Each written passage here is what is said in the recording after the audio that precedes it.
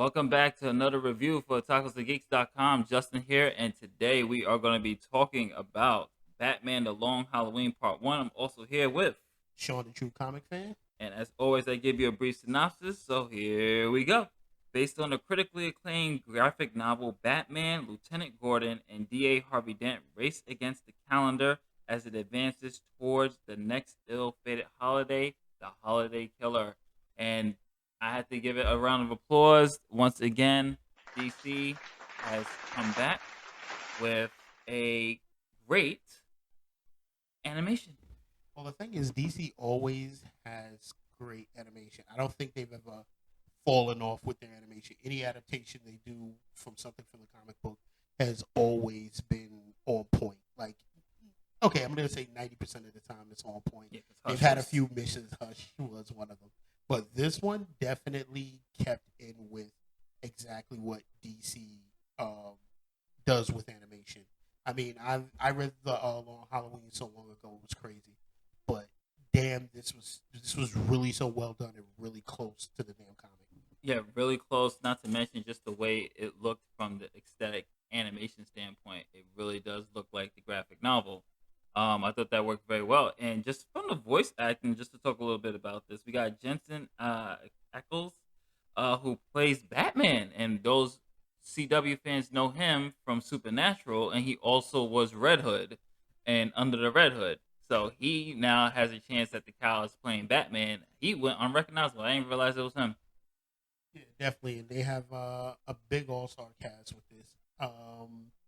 There's You got Josh Dumel as True. Harvey Dent. Yep, You have Troy Baker, who once again nails it as the Joker. yep. And rest in peace, you got Naya Rivera as Catwoman. Who played an excellent role with that? She was really great in this role. Yeah. So I mean, from a comic book standpoint, as a comic book fan, were you satisfied compared to like the Killing Joke and Hush with this adaptation? I think this they did an excellent job with this. The animation was on point, like the comic book. The storyline was on point.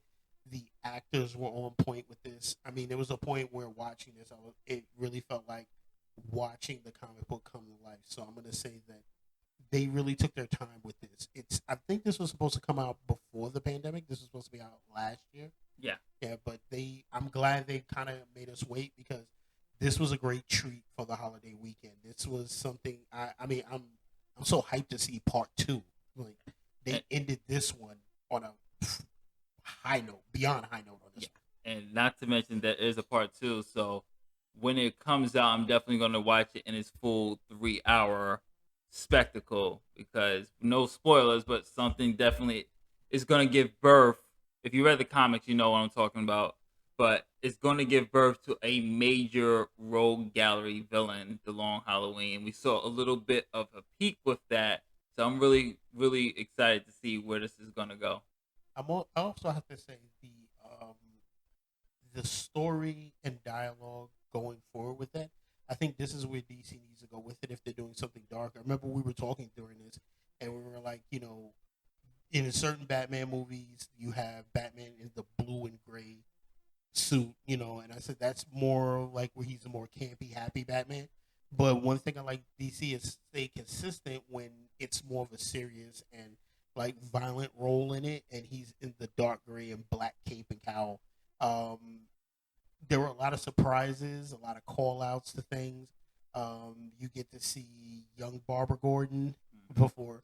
before she grows up, and her brother. You get to see Harvey Dent in a role different from what you've ever seen Harvey Dent in any of the other Batman in even Batman animated series. He's more of a you're getting like a deeper look into his social life and his background and how things kind of fell apart, and you can kind of see his psyche falling apart in this movie. And I think they did a great job with Especially illustrating, or just to touch on what you were saying about Harvey, actually illustrating his life. We get a lot of backstory and his wife.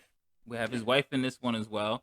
So that's where I'm really want to see where it goes with the characterization. Yeah, you also get a little bit of a backstory with Commissioner Gordon when he becomes Captain Gordon, and you see things with his wife Barbara. which is something I was happy to see because they really only touched on that during the Gotham series Mm. when Barbara was more of a psychopath. They actually show Barbara in a good light before anything happens. This is just like a happy marriage and everything they're together with, and it was really well done with that. You even see a good relationship between. It was actually a really good, surprising relationship between Catwoman and Batman, which something's gonna happen towards the end, and I'm not gonna spoil it. That you're just like, oh Jesus, but it was a funny surprise, but not so funny. And just to touch on one more thing, because you guys will flame us for not talking about the criminals. Obviously, the Falcone and Maroni. That is the big drawing point of the Long Halloween. As someone is going around killing mobsters and made men on each holiday, and this is known as the holiday killer.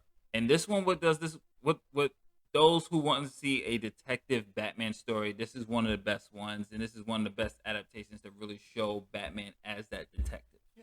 And shout out that DC is finally taking some of Batman's like minor rogue villains like Calendar Man and putting them to the forefront and making them something that should be feared and not just as a joke. I mean, this one you really kind of like feel Calendar Man in this one, Yeah, and you kind of feel like how really intelligent he is. He's just a guy flipping calendar pages. He's a real villain, and I really applaud DC for doing this. yeah, because this performance actually made me want to see Calendar Man in kind of a more serious tone, like because just the concept of him is it's very scary. And just I had to give it a laugh. There is one humor part in here with Maroni and Batman, and when Batman finds Maroni, this isn't a spoiler, but Batman is doing his interrogation. Maroni just curses him out. I thought it was pretty funny. I mean, no spoiler alert. Even the Joker starts cursing in this. Like the Joker really. That's another thing. The interaction between Batman and the Joker in this one, superb. Yeah, Like I just had to stop and go, like, damn, it really shows you the relationship between both of them, and it really makes you say that the Joker really is Batman's ultimate nemesis. Like out of anybody else, he's had a lot of them. I mean, I used to say Hush was like a great um, substitute, but like the Joker will always stand as number one. yeah. And final thoughts, final grade. I'm gonna give this 4.5 stars. I thought it was great. I wish they just put it as a full movie instead of breaking it up to two parts. But I think part two is coming out next month, so looking forward to it. Great acting, beautiful animation. Obviously, great story. It's a classic graphic novel. It was adapted very well. I really didn't have much complaints. Again, I give it. Actually, I'm gonna kind of give this one 5 out of 5. Kind of understand why they didn't make it long. We're kind of tired of the Snyder and Marvel 3.5 hour movies. We're not gonna sit there through that. But this was a good breakup. It was wonderful, and listen, definitely something you should. If you're a DC fan, definitely check this one out.